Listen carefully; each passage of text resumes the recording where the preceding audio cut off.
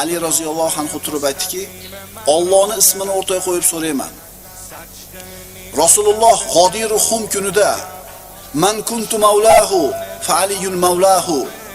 Men kimning mavloyi bo'lsam, bas Ali uning mavlosidir deganni eshitgan bironta odam bo'lsa tursin o'rnidan dedi. Allohning nomini o'rtaga qo'yib so'rayman, turinglar dedi. Abdurrahmon ibn Abi Layla aytadi, Ali shunday deganida sahobalardan bir jamoa kishi o'rnidan turishdi. Hammasi ahli Badrdan edi. Ular aytishdi, biz guvohmiz. Rasululloh shunday degan. Alastu aula bil mu'minina min anfusihim va azwajihim. Payg'ambarimiz aytgan shu kunda, axir men mu'minlarga ularning o'zlaridan va juftlaridan ko'ra haqliroq emasmanmi deganida biz ha deb javob berganmiz. Guvohlik beramiz deydi. Va shunda Rasululloh, men kimni mavlosi bo'lsam, Ali unga mavlo.